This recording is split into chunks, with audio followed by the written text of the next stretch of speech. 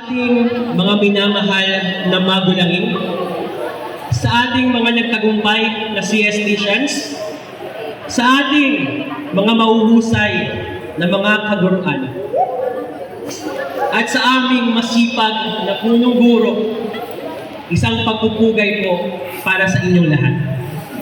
Nagagalak ang puso ko ngayong araw sa kadahilanang may pagkakataon po akong makipag-usap sa inyong harapan. Nais ko lang po sanang magtanong po muna sa inyo bago po ako magsambit ng aking closing remarks at sabihin ang aming mubunting anunsyo tungkol sa mga magaganap na pasukan. Una, pero bago po pala yun, maaari po bang magpalakpakan kayo kung sakaling makaka-relate po kayo sa mga itatanong ko? Maaari po ba? Una, sino sa inyo ang masasabing dugo at pawis ang isinakripisyo sa pag-aaral para lang makapunta ngayon sa ating programang ito? Nagpakapuyat sa gabi. Maraming salamat. Ikalawa, sino sa inyo ang hindi man narinig pero yung mga magulang nila nasasabi ng puso nila na sila ay nahihirapan na? Minsan kulang ang budget pero ibinibigay pa rin nila ang lahat-lahat sa inyo, mga CSTians, dahil mahal nila kayo. Sino ang nakaka-relate doon? Magpalakpakan!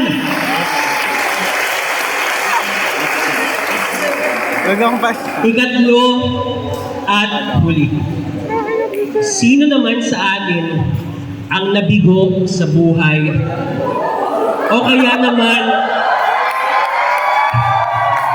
ay sa buhay pag-ibig ngayong 2024?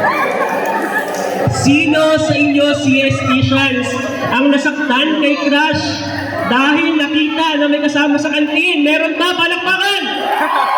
O kaya ay sa labas?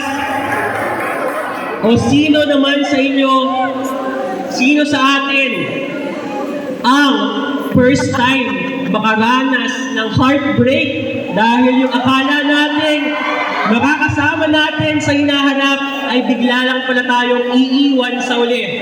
Meron ba? Palakpakan! Yun, salamat po.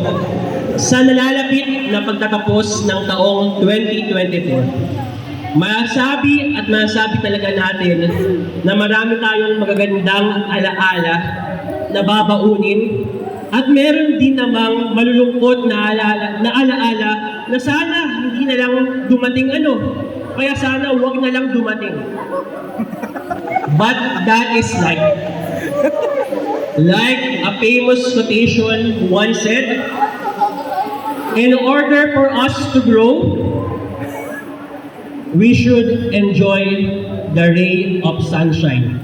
But we should also embrace the coldness of the rain.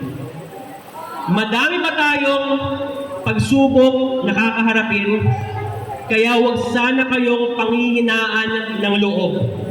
Dahil lahat yan ay nakatakdang pagdaanan natin upang maging better version ng ating sarili.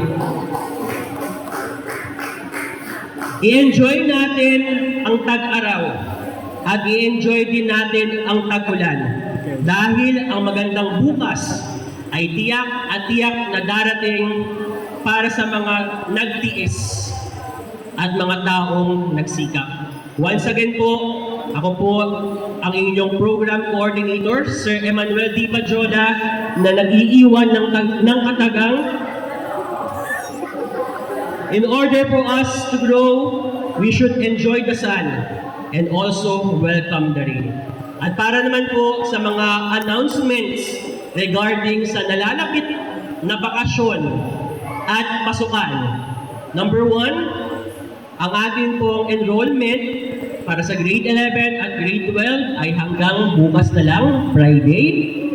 Tapos mga anak, ang pagbabalik po natin sa school ay sa darating na January 2. Joke lang. Sa darating po na January 6 ang mga students. Yun, no? Oh, bukod dyan, mga anak, bukod dyan, alam ko nagsakasaya na kayo. Magsaya pa kayo lalo dahil sa darating na January 6, isang linggo tayo ay magdaraos ng ating Foundation Day. Kaya, kita-kits po tayo sa darating na January 6 onwards. Salamat. Thank you.